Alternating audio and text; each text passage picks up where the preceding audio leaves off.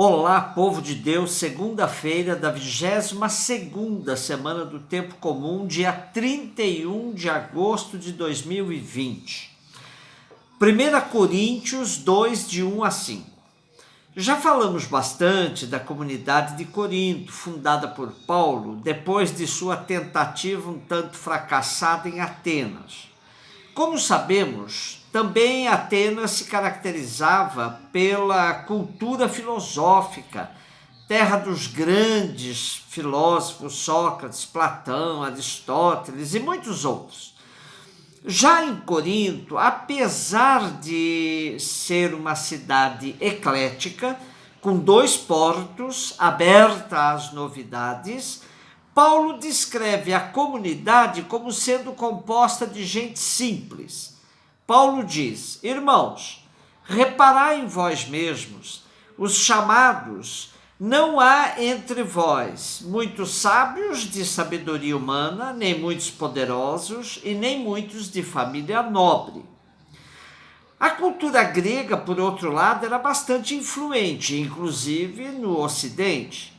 Os gregos cultivavam a beleza e a virtude, desenvolvendo as artes da música, pintura, arquitetura, escultura, etc. Acreditavam que os cidadãos seriam capazes de contribuir para o bem comum. Fizeram os primeiros ensaios de um regime democrático. A democracia era o governo exercido pelo povo, ao contrário dos impérios, que eram liderados por dirigentes considerados deuses, como foi o caso do Egito dos faraós. A democracia desenvolveu-se principalmente em Atenas, onde os homens livres tinham oportunidade de discutir questões políticas em praça pública. Quanto à religião, eram politeístas, e entre os principais deuses estavam Zeus, o rei dos deuses do Olimpo.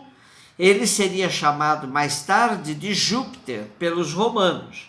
Outros deuses importantes eram Hera, mulher de Zeus, e Atena, sua filha e protetora de Atenas, das artes e do saber.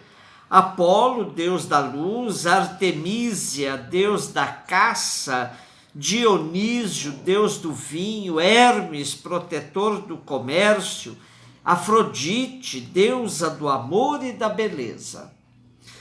Creio que essa rápida passagem pela Grécia Antiga dá o contexto em que Paulo escreve aos cristãos de Corinto, dizendo: entre vós não me apresentei com o prestígio da linguagem ou da sabedoria, para vos anunciar o mistério de Deus.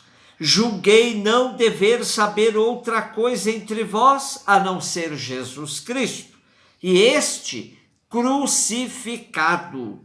Estive no meio de vós cheio de fraqueza, de receio e de grande temor. A minha palavra e a minha pregação nada tinham dos argumentos persuasivos da sabedoria humana, mas eram uma demonstração do poder do Espírito, para que a vossa fé não se baseasse na sabedoria dos homens, mas no poder de Deus. Sabemos que em Atenas, Paulo procurou se servir da sabedoria humana, mas não foi bem sucedido. Agora o apóstolo se serve daquilo que lhe é mais caro na vida: Jesus Cristo e o mistério da cruz. Hoje, nossa evangelização lança mão de todos os recursos tecnológicos, o que por si mesmo não está errado. Porém, quando tudo é muito produzido, o conteúdo acaba sucumbindo por trás de excesso de maquiagem. Jesus manda evangelizar até por sobre os telhados. Porém, o conteúdo da mensagem cristã deve estar focado no mistério da cruz e não em celebrações ruidosas e produzidas para impactar mais pelos meios que pelos conteúdos. Infelizmente, numa sociedade da imagem, o conteúdo conta pouco. Impressiona-nos os testemunhos de tantos irmãos e irmãs que, na simplicidade de suas vidas, anunciam o Evangelho muito mais pelo testemunho que por palavras. Esse foi o caminho encontrado por Paulo, depois que a sabedoria humana usada em Atenas lhe mostrou outro caminho em Corinto. Lucas 4, 16 a 30. Temos hoje uma passagem corriqueira do povoado de Nazaré, porém solenizada por Lucas, que relata o ritual cumprido por Jesus.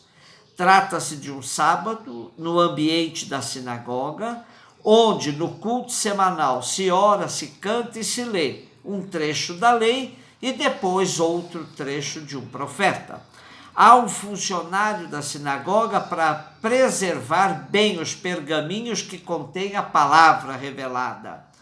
Qualquer assistente adulto pode solicitar o privilégio de ler e comentar. Lê-se em pé, comenta-se sentado. Assim temos, logo no início do seu evangelho, Lucas apresentando Jesus na cidade onde se criou, numa sinagoga em pleno sábado, para proclamar sua missão. Em pé, Jesus lê um trecho de Isaías que diz: "O Espírito do Senhor está sobre mim, porque me ungiu para anunciar a boa nova aos pobres. Enviou-me a proclamar a libertação aos cativos e aos cegos a recuperação da vista, a mandar em liberdade os oprimidos, a proclamar um ano favorável da parte do Senhor." E sentado, Jesus comenta: "Cumpriu-se hoje esta passagem da Escritura que acabais de ouvir." Temos aí a síntese e o modelo da pregação de Jesus.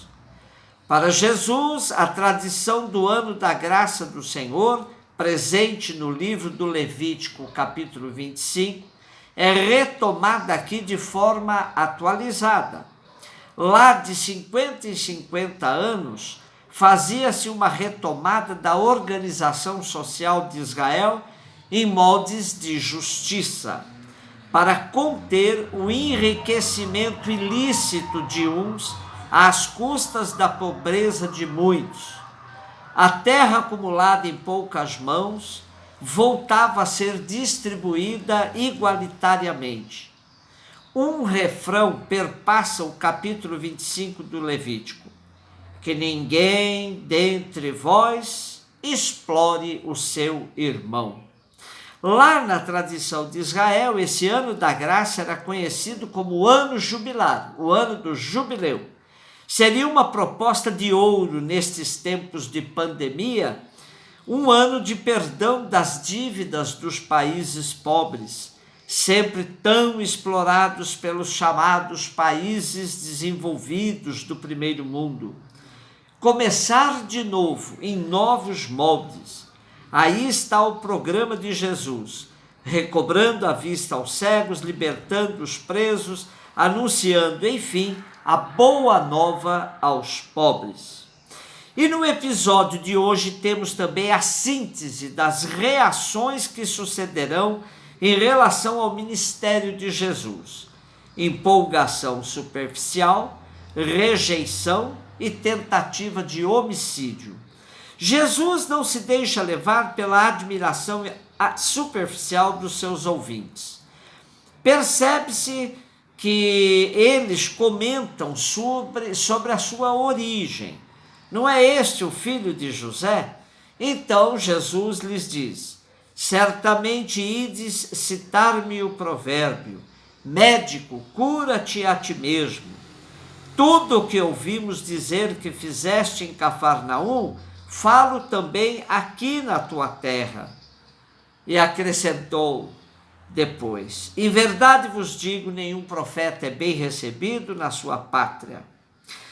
A rejeição de parte do povo de Israel, sobretudo de suas autoridades, era algo que Jesus sentia muito vivamente, e depois disso Jesus lhes indica o caráter universal de sua mensagem, recorrendo aos exemplos de Elias e Eliseu, que realizaram suas obras junto aos pagãos, àqueles que não pertenciam ao povo eleito.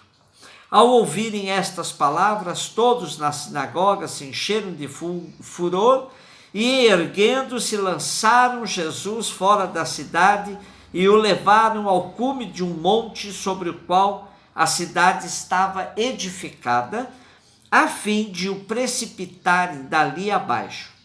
Mas, passando pelo meio deles, Jesus seguiu o seu caminho. O caminho de Jesus não era o mesmo de seus compatriotas, que passaram da admiração superficial por sua leitura na sinagoga ao desejo de matá-lo.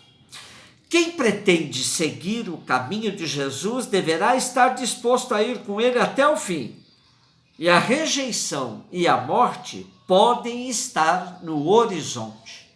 Um beijo no seu coração.